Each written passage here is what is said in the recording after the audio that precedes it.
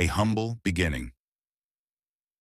In the bustling city of Cresthaven, where skyscrapers kiss the clouds and luxury cars line the streets, Maria Lopez worked tirelessly as a janitor at the prestigious Evercrest Corporation.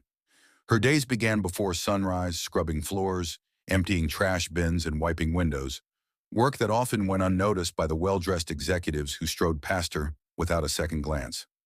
Maria was a woman of quiet strength. A single mother to a young son, she worked multiple jobs just to keep food on the table.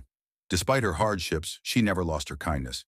She greeted everyone with a warm smile, even when they didn't return it. Chapter 2. An Unexpected Encounter. One stormy evening, as Maria was finishing her shift, she noticed an elderly woman struggling outside the building. The woman, dressed in a simple but elegant coat, was drenched, her umbrella broken by the wind. She seemed disoriented, her hands trembling as she clutched a small bag. Without hesitation, Maria rushed over. "Senora, are you all right?" she asked in her gentle accent. The woman looked up with weary eyes. I, I think I'm lost," the woman admitted. "I was supposed to meet my son, but I forgot the address." Maria didn't hesitate. "Come, let's get you out of the rain." She guided the woman inside, gave her dry clothes from her locker, and made her a cup of tea from the break room. Chapter 3. A Bond Forms. The woman who introduced herself as Eleanor Hartwell was soft-spoken but carried an air of quiet dignity. Maria learned that Eleanor was visiting the city after years of living abroad. She had intended to surprise her son, but had forgotten the details in her old age. Maria offered to help her find her way, but the storm had worsened, and buses had stopped running. "You can stay with me tonight," Maria said. "It's not much, but you'll be safe." Eleanor hesitated but finally agreed. Maria's tiny apartment was modest, a far cry from the luxury Eleanor was accustomed to, but it was warm and filled with love. Maria's son, Louis, immediately took a liking to Eleanor, showing her his drawings and telling her stories. That night, as Eleanor lay on the couch, she watched Maria quietly mend her son's school uniform by lamplight, humming a lullaby. A deep sense of admiration filled her heart.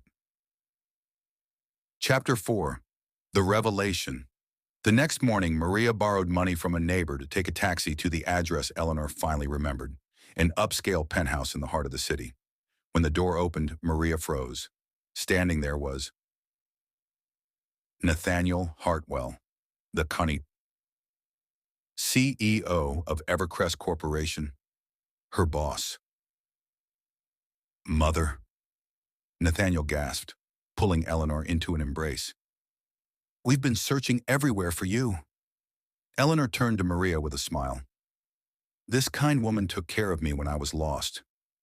Nathaniel's eyes widened in recognition. You work at Evercrest." Maria nodded nervously, suddenly feeling out of place. "Yes, sir. I'm just a cleaner." Chapter 5. A Life Changed. Nathaniel, a man known for his stern demeanor, was visibly moved. He had spent years climbing the corporate ladder, often neglecting his aging mother in the process. And here was a woman who barely made ends meet, yet showed his mother more kindness than he had in years. A week later, Maria was called into Nathaniel's office. Expecting to be fired for some unknown mistake, she was stunned when he stood up and shook her hand. "Maria, what you did for my mother, I can never repay you," he said, "but I'd like to try." He offered her a promotion, head of facility operations, with a salary that would change her life. More than that, he set up a college fund for Louise and ensured Eleanor would always have someone to accompany her when needed. Epilogue. Ripples of Kindness. Years later, Maria no longer cleaned floors. She managed them. Luis went to college and Eleanor became like a grandmother to him. Nathaniel, once distant, now made time for family dinners, learning from Maria that true success wasn't just about wealth, but about the people you love. And every time Maria walked past the janitors in the halls of Evercrest, she always stopped to smile and ask how they were doing, because she knew better than anyone that Kindness, no matter how small, could change